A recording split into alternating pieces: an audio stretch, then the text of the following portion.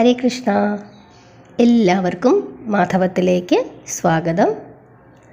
അപ്പോൾ നാളെ ആറ്റുകാൽ പൊങ്കാല. ഞാൻ ഇന്നലെ വൈകുന്നേരം ഒരു വീഡിയോ ഇട്ടിരുന്നു. ആറ്റുകാൽ അമ്പലത്തിലൊരു വിശേഷത്തെ പറ്റിയാണ് ഇട്ടിരിക്കുന്നത്.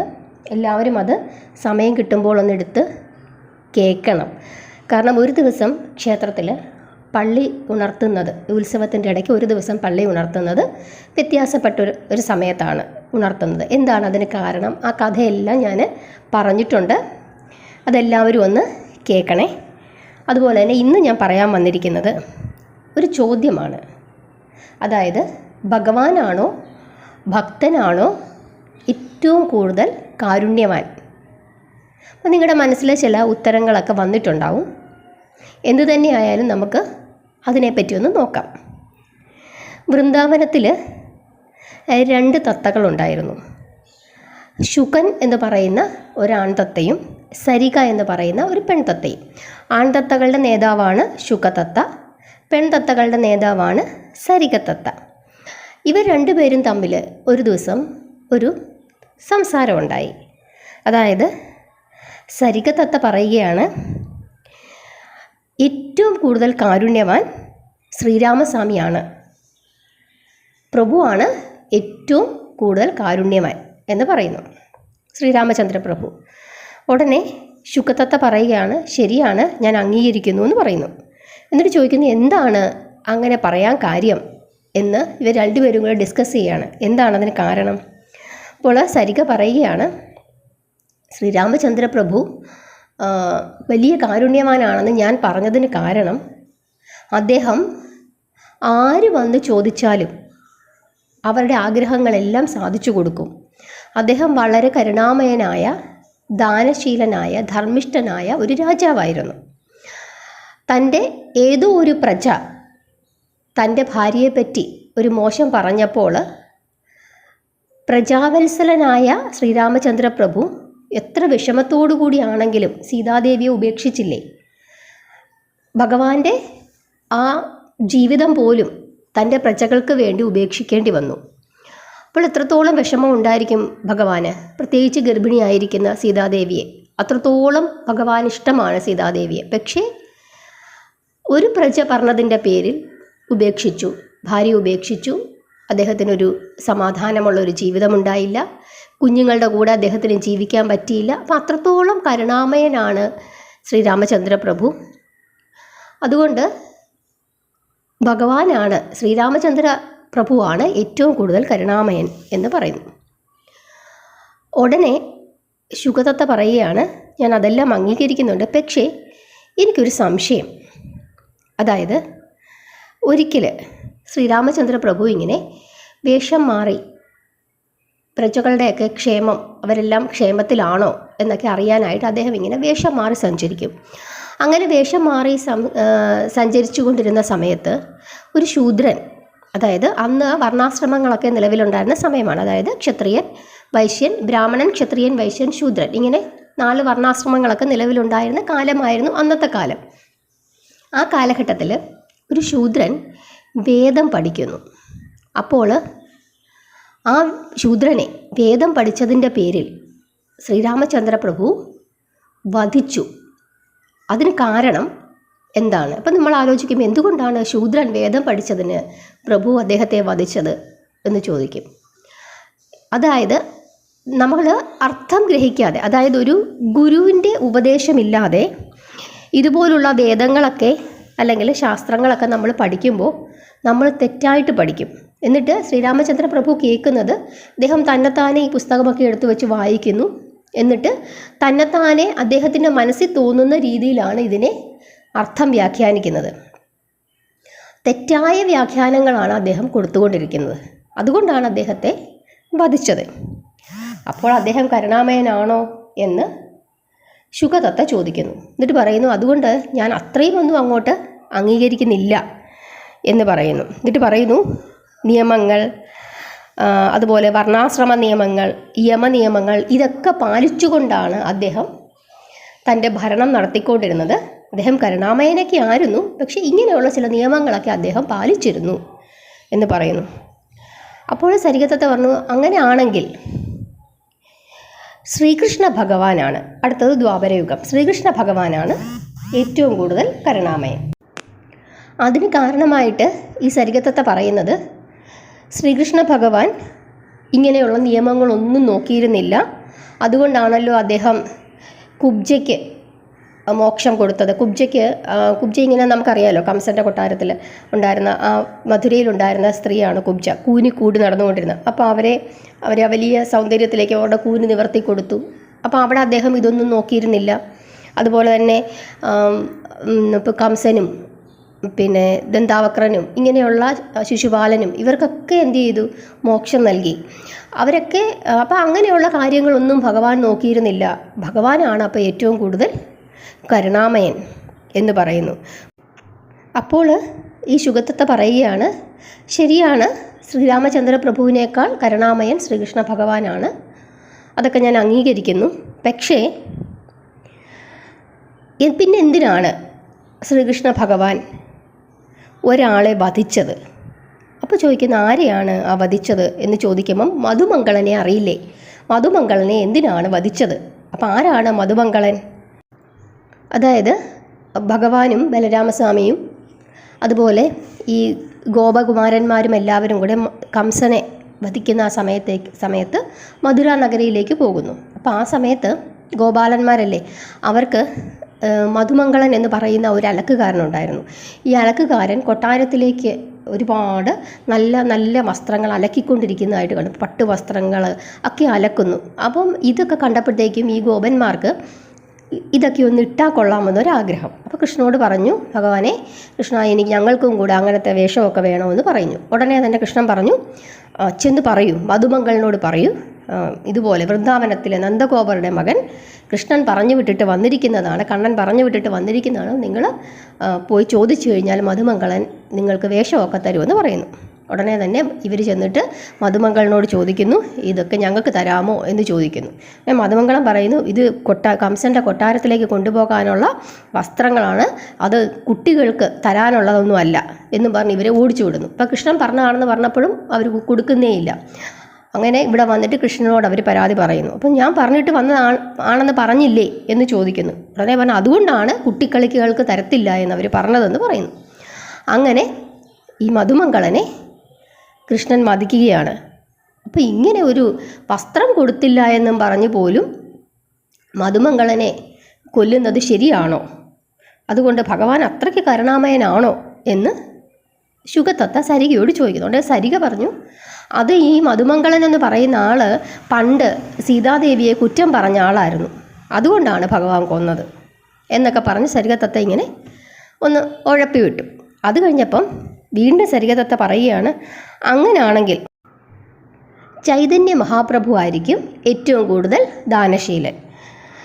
അപ്പോൾ ശുഗത്തത്ത പറഞ്ഞു, ശരിയായിരിക്കും, അദ്ദേഹം പാപികളോട് പോലും ക്ഷമിക്കും, അവരെ പോലും നല്ല മാർഗത്തിലേക്ക് നയിക്കാനായിട്ടൊക്കെ ചൈതന്യ മഹാപ്രഭുവിന് കഴിവുണ്ട്, അദ്ദേഹം അതൊക്കെ ചെയ്യാറുണ്ട് എന്ന് പറഞ്ഞിട്ട് പിന്നെയും ചോദിക്കുകയാണ്, അങ്ങനെയാണെങ്കിൽ പിന്നെ എന്തിനാണ് ആ കള്ളുകൂടിയനെ ഉപദ്രവിച്ചത് എന്ന് ചോദിക്കുന്നു. അപ്പോൾ എന്താണ് കാര്യം? ചൈതന്യ മഹാപ്രഭുവിൻ്റെ ഒരു ശിഷ്യനായിരുന്നു നിത്യാനന്ദ പ്രഭു. നിത്യാനന്ദ പ്രഭു ഒരു ദിവസം ഇങ്ങനെ അദ്ദേഹം ഇങ്ങനെ കൃഷ്ണാവബോധം വളർത്താൻ വേണ്ടിയിട്ട് എല്ലായിടത്തും ചെന്ന് എല്ലാവരോടും പറയും. ഇപ്പം ഞാൻ പറയുന്നത് പോലെ പ്രാർത്ഥിക്കൂ പ്രാർത്ഥിക്കൂ പ്രാർത്ഥിക്കൂ എന്ന് പറയും. എല്ലാവരും ഏകാദശി എടുക്കണം, എല്ലാവരും നാമം ജപിക്കണം എന്ന് പറയുന്നത് പോലെ ഇദ്ദേഹം ഇങ്ങനെ പറഞ്ഞുകൊണ്ടേയിരിക്കും. അങ്ങനെ ഒരു ദിവസം ഒരു കള്ളുകൂടിയൻ്റെ അടുത്ത് ചെന്നിട്ട് പറഞ്ഞു, നിങ്ങളിങ്ങനെ കള്ളൊന്നും കുടിക്കരുത്, എപ്പോഴും ഭഗവാനെയൊക്കെ വിളിച്ച് പ്രാർത്ഥിക്കണം, ഇതൊക്കെ ദോഷമാണ് എന്നൊക്കെ പറഞ്ഞു. അപ്പോൾ ഈ കള്ളുകൂടിയൻ എന്ത് ചെയ്തത്? കള്ളു കുടിച്ചേച്ച് നിൽക്കുകയാണ്. അദ്ദേഹം ഈ നിത്യാനന്ദ പ്രഭുവിൻ്റെ തലയ്ക്ക് അടിച്ചു. അങ്ങനെ തലയൊക്കെ പൊട്ടി ചോര വന്നു. ഇത് കണ്ടതും ചൈതന്യ മഹാപ്രഭുവിന് വലിയ ദേഷ്യം വന്നു. എന്നിട്ട് ഇയാളെ കൊല്ലാനായിട്ട് ശ്രമിക്കുന്നു. അപ്പോൾ അതെന്തിനാണ് അങ്ങനെ ചെയ്തത്? അപ്പോൾ അദ്ദേഹം വലിയ കരുണാമയനാണോ എന്ന് വീണ്ടും ശുഗത്തത്തയ്ക്ക് സംശയം. എന്നിട്ട് ശുഗത്തത്ത പറയുകയാണ്, എനിക്ക് തോന്നുന്നു ഭക്തനാണ് ഏറ്റവും കൂടുതൽ കരുണാമയൻ. എന്നിട്ടൊരു കാര്യം പറയുകയാണ്. അതായത് നമുക്കെല്ലാവർക്കും അറിയാം, പ്രഹ്ലാദൻ്റെ അച്ഛൻ ഹിരണ്യകശിപുവിനെ നരസിംഹസ്വാമി വധിക്കുകയാണ്. നരസിംഹസ്വാമി വധിച്ച് ആ സമയത്ത് പ്രഹ്ലാദൻ ഭഗവാനോട് പ്രാർത്ഥിക്കുകയാണ്, എൻ്റെ പിതാവിന് മോക്ഷം കൊടുക്കണമേ എന്ന് പ്രാർത്ഥിക്കുന്നു. അതുപോലെ ഒരു വലിയ വൈഷ്ണവനായിരുന്നു രാമാനുജാര്യർ. രാമാനുജാര്യരുടെ ശിഷ്യനായിരുന്നു കൂളത്താർവാർ. അന്നത്തെ കാലത്ത് ഈ രാമാനുജാര്യരുടെ കാലഘട്ടത്തിൽ വൈഷ്ണവ വിഭാഗക്കാരും ശൈവ വിഭാഗക്കാരും തമ്മിൽ വലിയ ഒരു പ്രശ്നം നടക്കുന്നു. അതായത് ശിവഭക്തർ പറയുന്നത് ശിവനെ മാത്രമേ പ്രാർത്ഥിക്കാവൂ, കൃഷ്ണനെ പ്രാർത്ഥിക്കരുത്, അങ്ങനെ പറയുന്ന ഒരു കാലഘട്ടം ഉണ്ടായിരുന്നു.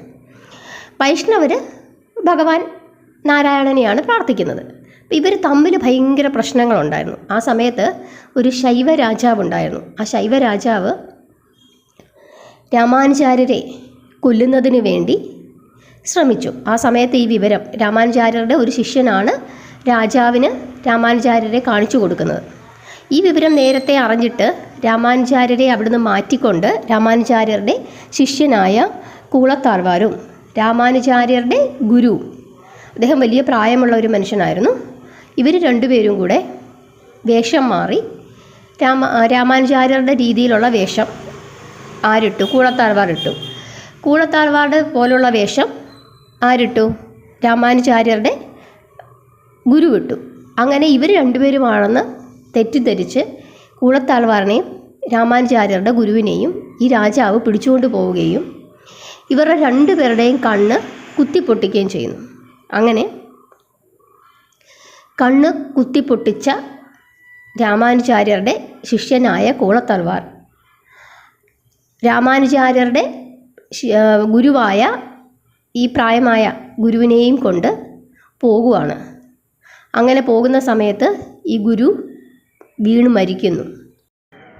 അതിനുശേഷം കണ്ണ് കാണാൻ വയ്യാത്ത കൂളത്താർവാർ ഭഗവാനെ വിളിച്ച് പ്രാർത്ഥിച്ചിരിക്കുകയാണ്. കുറച്ച് കാലങ്ങൾക്ക് ശേഷമാണ് രാമാനുജാര്യർ കൂളത്താർവാറിനെ കാണാനായിട്ട് വരുന്നത്. ആ സമയത്താണ് ഈ വിവരങ്ങളെല്ലാം അറിയുന്നത്. അപ്പോൾ ഭഗവാനോട് പ്രാർത്ഥിക്കൂ, നാളെ ഭഗവാൻ നിൻ്റെ മുമ്പിൽ വരും എന്ന് പറയുന്നു. അങ്ങനെ പിറ്റേ ദിവസം ഭഗവാൻ കൂളത്താർവാറിനെ കാണാനായിട്ട് വരുമ്പോൾ കൂളത്താർവാർ തൻ്റെ കണ്ണിന് കാഴ്ച വേണമെന്നല്ല പറയുന്നത്, തനിക്കും ഗുരുവിനും ഇങ്ങനെ ഒരു ദോഷം സംഭവിപ്പിച്ച ആ രാജാവിന് മോക്ഷം കൊടുക്കണമേ, അദ്ദേഹത്തിന് നല്ലത് കൊടുക്കണമേ എന്നാണ് പ്രാർത്ഥിച്ചത്. അപ്പോൾ എനിക്ക് തോന്നുന്നു ഭക്തനാണ് ഏറ്റവും കൂടുതൽ കരുണാമയൻ എന്ന് തോന്നുന്നു, അല്ലേ? അപ്പോൾ ഈ കഥയിൽ നിന്ന് നമുക്ക് മനസ്സിലാകുന്ന എന്താണ്? ഭക്തനാണ് ഏറ്റവും കൂടുതൽ കരുണാമയൻ. ഭഗവാനേക്കാൾ കരുണാമയൻ ആരാണ്? ഭഗവാന്റെ ഭക്തരാണ്. ചുമ്മാതുള്ള ഭക്തരല്ല, നമ്മളല്ല, ശരിക്കുമുള്ള ഭഗവാന്റെ ഭക്തർ. പ്രഹ്ലാദനെ പോലെയും കൂളത്താർവാറിനെ പോലെയൊക്കെയുള്ള ഭക്തരാണ് യഥാർത്ഥത്തിൽ കരുണാമയൻ. കാരണം ഭഗവാൻ ശ്രീകൃഷ്ണൻ തനിക്ക് വേണ്ടപ്പെട്ടവരെ ആരെങ്കിലും ഉപദ്രവിച്ചാൽ, അതായത് തൻ്റെ ഭക്തരെ ആരെങ്കിലും ഉപദ്രവിച്ചാൽ അവർക്ക് നാശം കൊടുക്കും, അവരെ നശിപ്പിക്കും. അത് നമുക്കെല്ലാവർക്കും അറിയാം. ഒരുപാട് കഥകൾ നമുക്ക് അതിന് മുമ്പിലായിട്ടുണ്ട്. അതുകൊണ്ടാണ് പറയുന്നത് പരിത്രാണായ സാധൂനാം വിനാശായ ച ദുഷ്കൃത. അതായത് ബലരാമസ്വാമിയോട് പറയുകയാണ് ഭഗവാൻ, ഞാൻ എങ്ങനെയെങ്കിലും പോയി സംസാരിച്ച് ഈ യുദ്ധമെല്ലാം ഒഴിവാക്കിയേച്ച് വരാം എന്ന് പറയുന്ന ഭഗവാൻ അവിടെ ചെന്ന് ദ്രൗപദിയുടെ സങ്കടമൊക്കെ കേട്ടപ്പോൾ എന്തു ചെയ്തു? യുദ്ധത്തിന് ഡേറ്റും കുറിച്ച് മതി, യുദ്ധം മതി, അതാണ് നല്ലത് എന്നും പറഞ്ഞ് തിരിച്ചു വന്ന ആളാണ് ഭഗവാൻ. തൻ്റെ ഭക്തരെ ഉപദ്രവിക്കുന്ന ഏതൊരു സാഹചര്യം ഉണ്ടായാലും ആ സാഹചര്യത്തിലൊക്കെ ഭഗവാൻ എന്ത് ചെയ്യുന്നുണ്ട്? ഇടപെടുന്നുണ്ട്. അതുകൊണ്ടാണ് കുരുക്ഷേത്ര യുദ്ധഭൂമിയിൽ ആയുധം എടുക്കില്ല എന്ന് സത്യം ചെയ്ത ഭഗവാൻ ആ സത്യം ലംഘിച്ചുകൊണ്ട് ഒരു സാഹചര്യത്തിൽ ആയുധം എടുത്തു. അതെല്ലാം തൻ്റെ പ്രിയജനങ്ങളെ സംരക്ഷിക്കുന്നതിന് വേണ്ടിയിട്ടാണ്.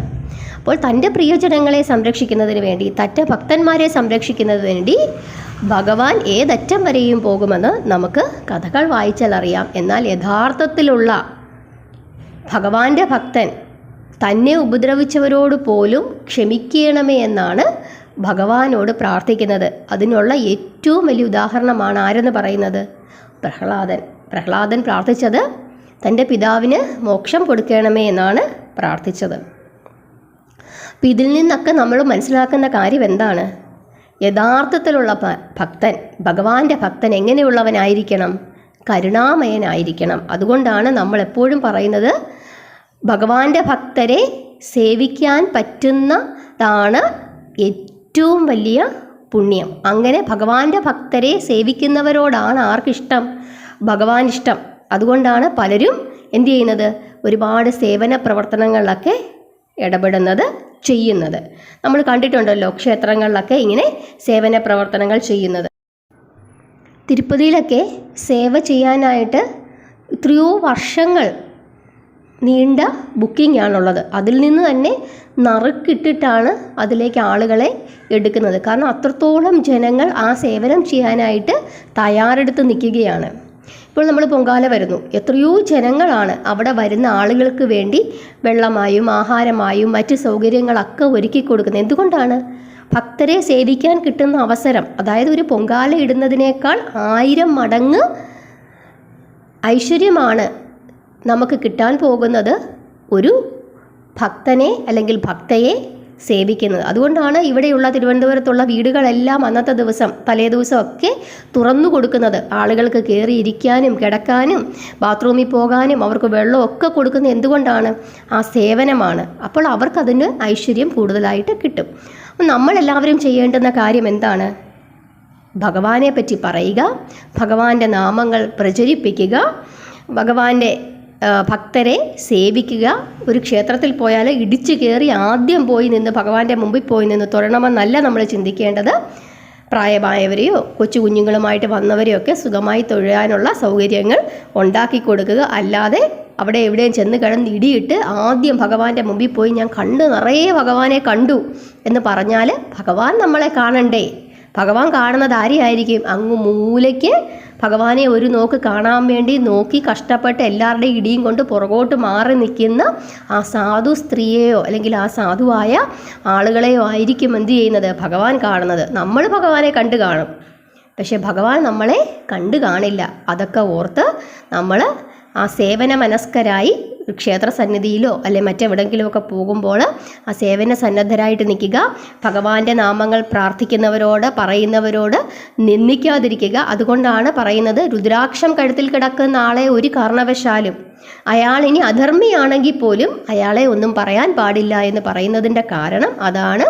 ക്ഷേത്രത്തിൽ പോകുന്നവരെയോ ക്ഷേത്രത്തിലെ ഭഗവാനെ പറ്റി പറയുന്നവരെയോ കയ്യെടുത്ത് തൊഴുന്നവരെയോ നമ്മൾ നിന്ദിക്കാൻ പാടില്ല. അങ്ങനെ നിന്ദിച്ചു കഴിഞ്ഞാൽ ഭഗവത് നിന്ദയായിരിക്കും നമ്മൾ ചെയ്യുന്നതെന്ന് നമ്മൾ ഓർക്കുക. ഈ കാര്യങ്ങൾ എല്ലാവരും ഓർത്തിരിക്കുന്നതിന് വേണ്ടിയിട്ടാണ് ഞാനിത് പറഞ്ഞത്. എല്ലാവർക്കും മനസ്സിലായെന്ന് വിചാരിക്കുന്നു. എല്ലാവരെയും ഭഗവാൻ അനുഗ്രഹിക്കട്ടെ. ഹരേ കൃഷ്ണ.